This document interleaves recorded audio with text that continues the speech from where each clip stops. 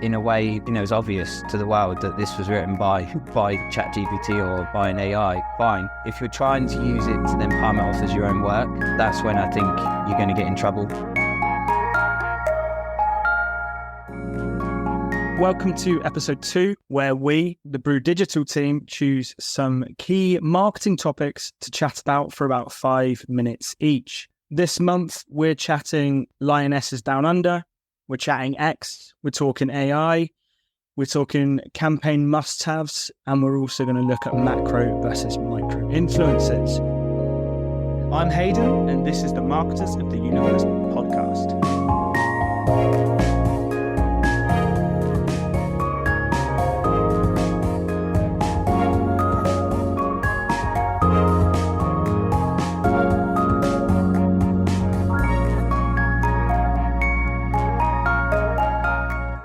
So what can you do in 5 minutes? Well, I think you can microwave a jack of potato, you could put away the washing that's been sitting on the stairs for the last week, or you could launch a competitor to Twitter, gain 44 million users, and then lose 80% of them.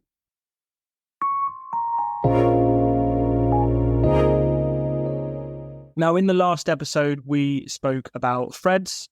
With Elon Musk, there seems to be continuous Twitter drama. What has been the immediate impact that you've seen from Twitter rebranding? The funniest kind of thing I've seen about the rebranding, a lot of people have taken in this way, but was one comment from a user where they were having to help their nan use her smartphone because she couldn't find her Twitter app anymore. And that's honestly the biggest impact I've seen from the change. I like that. Nan can't find her app anymore. I personally haven't shifted the way I use it. People will talk about rebranding a company as being, the death of that company. But Twitter was on the decline anyway since Musk took over. There was never going to be any reason why he wouldn't make these bold decisions. He's done it everywhere he's been. And I don't think it's come as much as a surprise anyway, because he changed the legal name of Twitter to X Corp in March this year anyway. So I don't really feel that shocked by what he's done. I think it will be interesting to see if he changes the domain name as well, because any website beginning with X has a certain connotation, I think. So apparently he wants to kind of transform Twitter into this WeChat clone, which is like a payments app and social media and chat platform. I don't necessarily think I would want to start sending payments through Twitter. Certainly security issues and trust issues with Elon Musk. If I'm going to use a payment app, I want it to be solely focused on being a payments app. And the idea of Twitter being kind of a jack of all trades app isn't that appealing. I personally just use it to look at football news, and that's it. I mean, you say that about payments, but you look back at Elon Musk's interesting history and PayPal is in there, which I think is a brand that we do trust. That is true. I completely forgot that he was one of the founding members. But then surely it just makes more sense to just have a PayPal integration with a trusted name as opposed to sending payments solely through Twitter. When the Twitter sort of rebrand came about, for the first about 2 weeks, got BeReal and Twitter notifications, or X notifications confused constantly. And the way BeReal works is that you get one notification a day and that's your one post for the day. And so if anybody posted anything on X with the little warning triangle, which is the logo that comes up when you have to upload a BeReal, the panic that went through my body, thinking that it was my BeReal that had gone off again or something like that, it's not worth the stress, and I ended up muting X. So I guess that leads on to that question is, what do we think of the X brand? Does anyone think it's good? Well, it depends how you define good, really. I have no real opinion of it. I wasn't particularly wild about the Twitter branding in general. I think it depends entirely on where he goes with it. Is this just purely an aesthetics change? Or is this an X, as in a crossroads to all sorts of different functionalities? I see it in a different way. If his long-term objective is to make a Western version of WeChat, in my opinion, if you want to build it from scratch, it's going to cost more than acquire Twitter and in few years change the nature of it and make it become the new WeChat. From what I'm seeing now, I think it's cheaper to rebrand and change the nature of something that is pretty well known, whether it's because he's behind it or whether because it's an app that actually is used. Change little things every few months so people will continue talking about him, and then have the full rebrand when the transformation from Twitter to Western WeChat will happen? From a brand's point of view, the idea that it could evolve into this WeChat, obviously Twitter had a lot of brand equity that X has built on. I don't think X would have stood out as a brand in its own, but actually the controversy around rebranding something like Twitter that was so well known has caused so many people to be having this conversation. Just to tie things up, what do you think that someone listening can go away or not go away and do right now when it comes to X from a brand marketing point of view? I don't think anyone needs to make any rash decisions. It's still Twitter, just with a facelift. The fact that Meta tried to launch something to compete against Twitter in Threads seems to have now gone off the radar. You know, we saw huge volumes of people move to Threads because of the easy sign-up process with Instagram. But I think we read a report earlier today that of the initial interest, the current rate of engagement on the site or active users per day is dropped by 82%. There's always going to be these fads. And the fact that they've changed Twitter to X, I don't think is going to cause an immediate issue for brands that are advertising on there. You know, there's still celebrities using it. There's still brands using it. And there's still an audience there that are avid followers of the platform. So for now, my advice is to just keep doing what we're doing, but watch the space. I think that's a lesson in branding as well. And Channel 4 actually tweeted kind of in reply to a similar thing. Don't be too sensitive if you rebrand. Like even throughout this, we keep referring to it as Twitter, not X. Channel 4 pointed out their on-demand service has been all 4 for a few years now. Everyone still refers to it as 4OD. If you've got a strong enough brand and you try and rebrand, you've got to be prepared that your old brand doesn't just disappear. People are still going to use it, refer to it. Don't just kind of imagine it's gone and be sort of petty about, no, you have to use the new one. Our second topic we're going to talk about here is what you should or shouldn't be doing when using AI as a marketing tool. What are the big do's when it comes to using AI and digital marketing? Make sure it fits in with what you want. It's an incredibly clever thing, AI. Obviously, it's smarter than most of us. But just because it's there doesn't mean you have to use it. So make sure whatever you're doing, you're giving it the right context and you're actually using it for something that is going to provide value for you as opposed to just going, hey, here's a new toy, let's play with it. I think it's great for helping create ideas and to give you a starting point. I would use it as a tool there, as a do, because it speeds up some of that research phase and helps identify, say, trends or ideas for blog posts. On the flip side of that, on an absolute don't use it as a copywriter. Don't use it to say, write me a blog post and then copy and paste that blog post onto your website. A lot of people are going to look at the tool and go, do we need a copyright? Why don't we just use this? My early days of using it, language, tone of voice, and the humanity of the way that content comes across is missing. It feels very robotic and a bit repetitive. There's no real personality behind it. So don't just use it to copy and paste. Have you seen the Ryan Reynolds ad? And I can't remember the brand. I think it was a mobile brand in the US, the one that he's affiliated with. They built their script using the correct prompts. You say don't create a blog. Do you think if you have the right prompts that it can be right? Mint Mobile for that references Ryan Reynolds thing. But the funny thing about that ad campaign was there were kind of glaring bits where it jarred against the normal tone of that. So as much as, yes, it can write a blog, write a script, write an entire film in some cases people have used it for, it still needs a human touch just to kind of around the edges and to fact check it.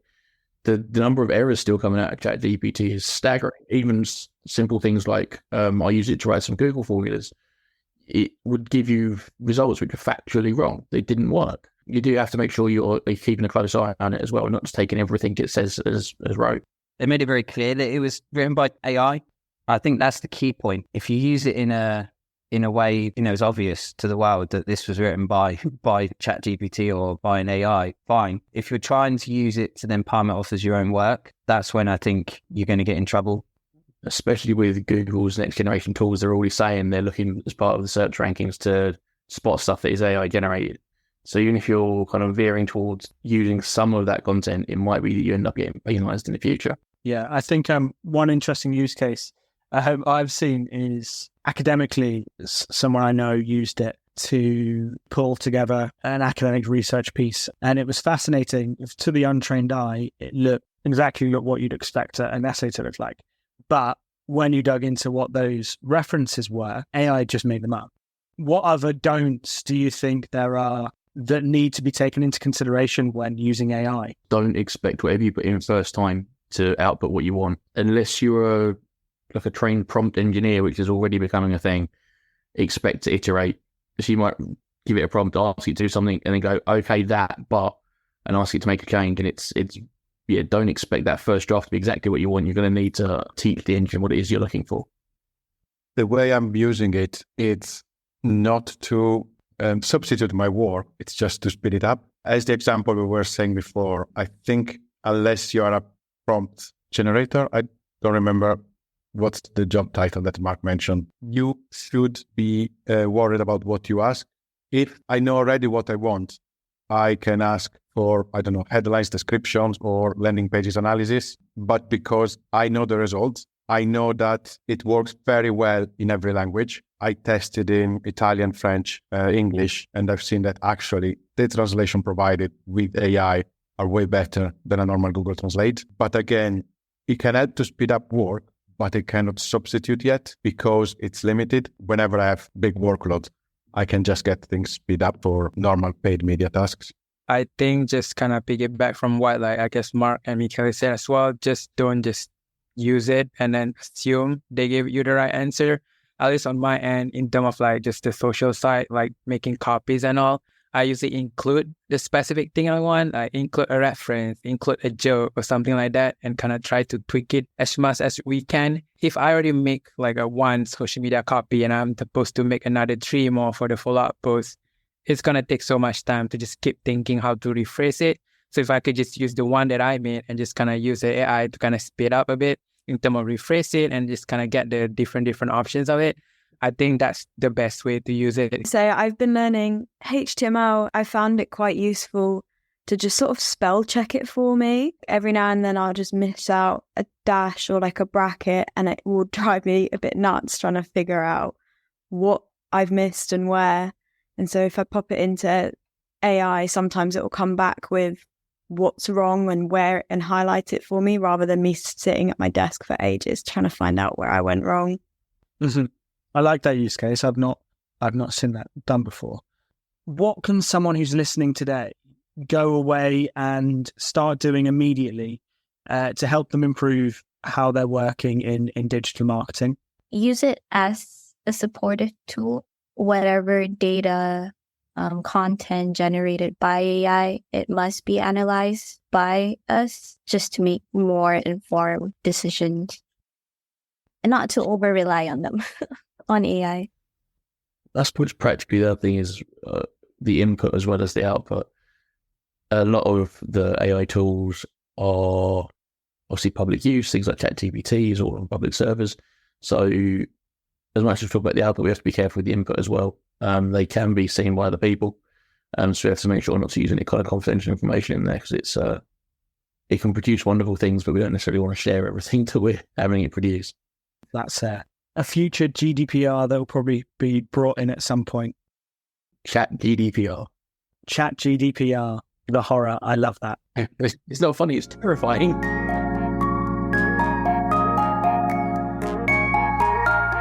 Next section is going to look at a marketing campaign that we've chosen that we think has been quite striking. What we've chosen is to look at the hashtag LionessesDownUnder. This is actually very timely. We are recording this over the semi-final where England have just beaten Australia 3-1. I'm going to kick things off. What have you been impressed with when seeing that the marketing teams for the England women's team has approached both selling the World Cup, but also selling the England team's involvement in the World Cup? They're starting it more in line with the different brand partnerships as well. And this isn't due to them, this is more to other people actually finally taking notice of them.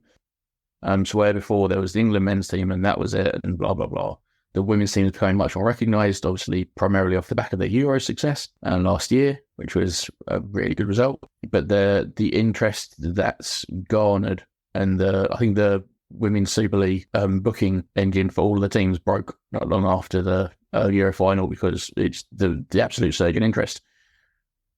they're now being able to use it just to say, actually, different brand partnerships, can we take these on? I mean, the most prominent one's ITV, which is a bit of a given the broadcaster. But they're compared with the actual lion or lionesses walking around the streets of the country. Interesting.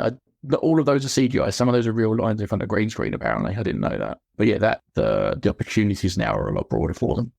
Yeah, I think the fact that they won the Euros means people know who they are now. People are aware of the Lionesses. People are aware of women's football in general. So they haven't done a campaign about the football. I saw a campaign of the French women's team where they had CGI'd the men's faces onto the women playing football to kind of showcase whatever the men can do, the women can do as well. And we've tackled it in a slightly different way. We don't need to show what the girls are capable of. They've already proven that they're world-class football players in their own right. So this is more about getting the country behind them and using some of that patriotism, I guess.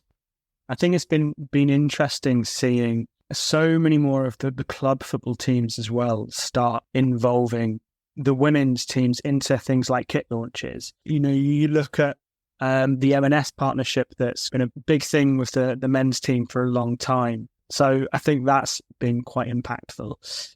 I think one of the things that I've been really impressed with on their approach to marketing the team, and I guess this is in a way linked to using influencers and having that brand behind each of those players, is any of the content that has come out of the camp that I've seen, even the Lauren James red card, has been dealt with really professionally, and every video has really shown the team having a lot of fun and being really happy. I think that's been something that's really struck me, is the tone that has been around the whole campaign. I think the England team specifically has a very careful air of that kind of fun curated around them. Like at the last, I can't remember if it's the World Cup of the Euros for the men, all the photos came out of them jumping around on the different floats in the swimming pool. And other things you've seen at St George's, which is a big training base, which also is a training base for the men and the women, which is a positive as well. You see there's an awful lot of stuff there that is just for fun. I think the England team is framed very carefully as fun, energetic role models as much as they can. But it's nice that is now including the women's team. Now, the target audience for women's football has evolved over the last 5-6 years, even more so the last 2-3 years. We've spoken about it a little bit before. In the past, there's been a lot of focus on targeting young women or young girls who are starting to play football and having those as a target audience. We've seen a bit of a shift to start marketing both to young men and boys who are growing up and supporting not just the men's team, but also the women's team. And we've seen terms like dadvocates come into play. Dads who have girls who play football are being targeted, being used as a customer audience for the marketing. What do we think that marketing teams can learn from that audience approach and the variety in audience? What I liked, and I start seeing more and more on TV, is this new ad from Google Pixel. Google Pixel 7 apparently has a new feature on images that they can retouch old pictures and make them look good, which is sponsor or partner of the Lionesses. So in that case, they are using the moment, the trending time of this football team as a message for a product that actually doesn't belong on one gender or the other, or even doesn't have a very specific and segmented placement in the society at the moment. Across the whole of society, there is more of a shift towards a less gender-defined approach to everything, really. So it's not so much there's men's this and there's women's this, there's just people's things. I think the Barbie movie has also kind of shown that as well, as we discussed last time. That's not primarily, I think it's a film for kind of the young girls and for people that play with dolls, but it's not. It's marketed across the board and everyone's really bought into that. And I think that's possibly one of the things to take away is it's not men's and women's football anymore, it's just football. So when you're looking at your branding, I think the targeting to men and women, unless it's for something like clothes, which, yes, fair play, that is still going to be gender-based, largely. I think you can take that out of your targeting now. I don't think that's something you need to be so aware of. I think it's you're marketing to people, and that's all you really need to be aware of. I completely agree. You know, if you look at technology or the technology B2B space, that's something that's always been male-dominated. What has always been an issue in the past is women don't see themselves reflected in a lot of the marketing. And as you said, Mark, like that shift is happening across a lot of places. So actually, I think for brands who are working in any kind of marketing space, but focusing just on the tech B2B space, is actually really think about how your message lands. I think you're right. The thing is just be inclusive. Make sure you are bringing in men, women, whatever other genders people might identify as, people of different ethnic origins, people of different educational backgrounds. Just make sure you've got a nice diverse mix, and you're going to have a better outcome. And that's latest marketing. That's just been shown to be the case across the board. This topic is looking at what you need for your campaigns versus what do you just want for your campaigns. Now, I think when we talk about marketing campaigns, it can be one of these terms that means different things to different people. So I'm going to ask a pretty difficult question to kick this off. What is a marketing campaign? Who's brave enough to answer?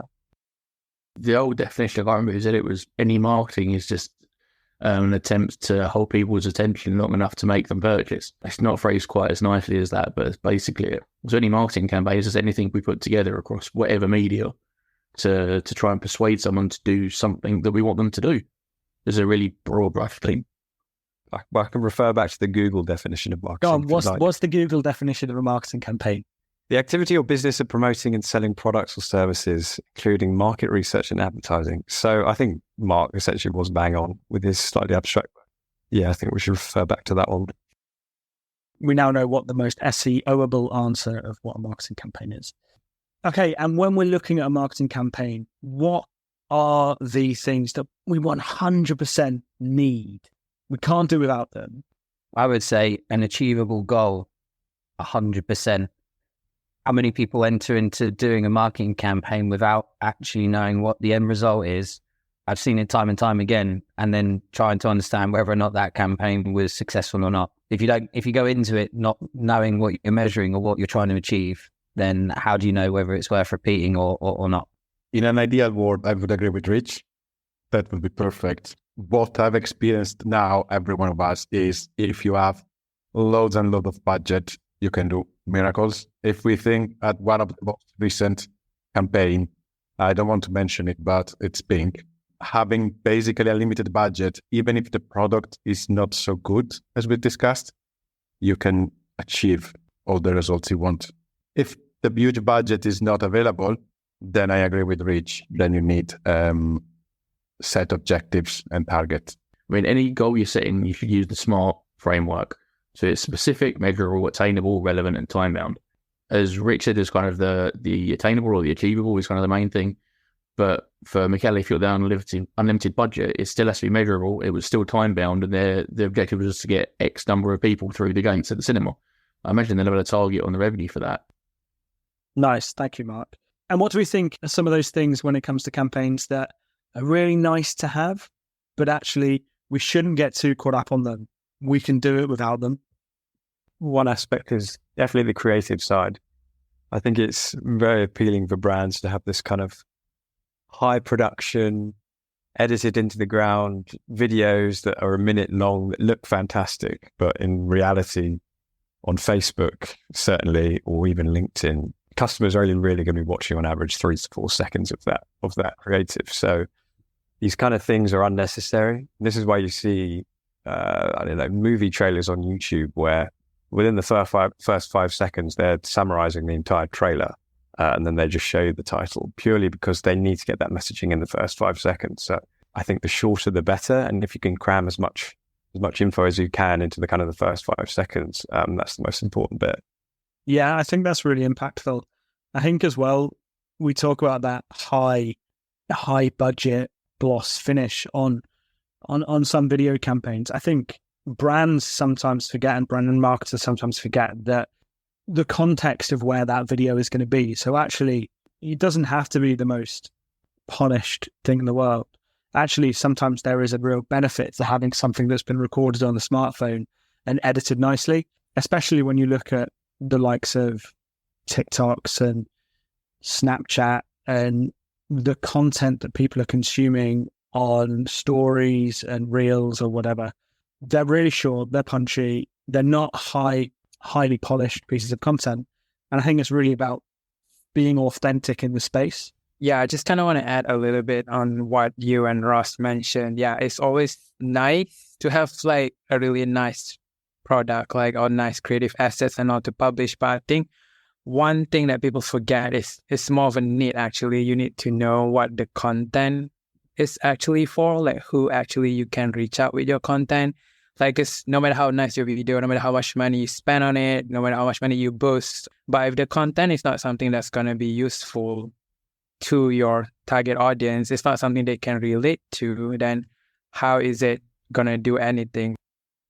I think sometimes something people forget when putting campaigns together is that the audience research and the planning should come before the content. Sometimes we have a nice bit of content that's been created and we try and shoehorn it into a marketing campaign. And what I often see happen is there is a piece of content that's had a lot of time sunk into it that just doesn't really answer anyone's problems.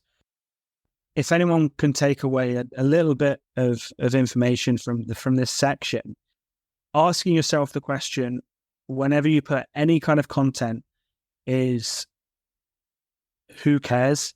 Yes, you care because you work for the brand, but take yourself out of that brand bubble and think, does anyone really honestly give a about what I'm putting out into the world? And if the answer is no, don't do it. Don't do it. Put things out that solve problems, that add value. And by doing the research and the planning first, I think you're much more likely to create content that is going to be hitting the right points to your audience.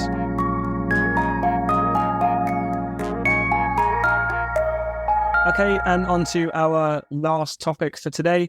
We are looking at macro versus micro influencers. And Selfie, you've been leading the influencer charge at Brew Digital. What is the difference between a macro and a micro influencer? I would say in terms of like if you want the big splashy attention, then macro is the way to go.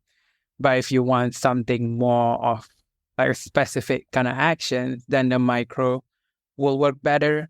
But I think based on my experience, it's not so much on who you work with, because sometimes I've worked with a lot of campaigns that we have a mixture, we could have like a 5 macro and then 10 mid-tier and then another 30, like the micro one. So it could be like a mixture. So it doesn't really necessarily matter who you work with in terms of just number of followers. But I think ultimately when it comes to like influencer marketing, just try to treat it as you're hiring someone to kind of represent your product, your company, and so on.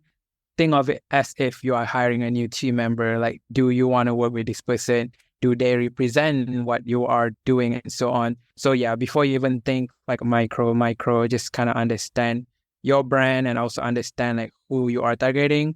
Then we can discuss further on whether macro or micro or a mixture of both. How do you know to trust the influence that you're bringing in? How do you know that those followers they have aren't fraudulent? How do you get past that stumbling block? So if you just see on the surface, you'll be like, oh, cool videos, a lot of followers and all. It's easily to get fooled to think that that might be the best person to work with.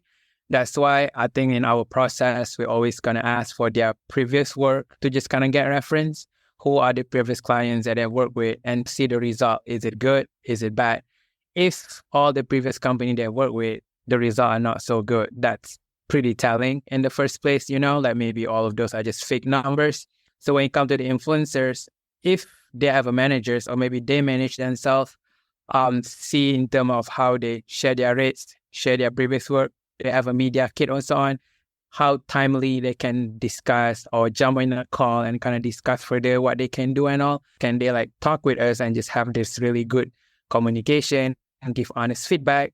I usually like to work with influencers who already kind of check the company website or the product and they say like, oh, I like something, or they just start asking, even if it's a negative thing, that shows that they actually care who they work with. Lovely. And just to wrap things up, when we think about influencers, I think immediately we jump straight to social media. How can we use influencer created content and influencers across those other channels? I mean, same way with any other content, I guess. It's going to be run in partnership with what we already do. Certainly in emails, you can include videos, you can include quotes from the thing and snippets and things. So it's just, from my perspective, it's just another form of content that we can broadcast in the same way. If you're interested in influencer marketing, just don't think of it as influencer marketing and campaign, and it's just one single campaign. Try to think of it as one branch of your overall campaign. Influencer marketing works well when it's supported by all these other activities as well, by paid, by the email side, by the SEO side, and also the organic social side of stuff.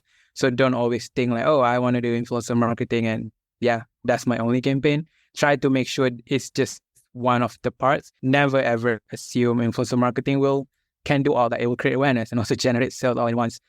Still think it's just a part of marketing. You still need all these other channels to kind of work with it, and only then you get a more holistic and strong campaigns. Brilliant. Thank you, Selfie. That wraps things up for today. I just want to thank the Brew Digital team. Joining from the UK, we've had Ross, Freya, Mark and Rich. Joining from Italy, we've had Michele. And all the way from Malaysia, Selfie and Nashis. Make sure to go and check out our past episodes.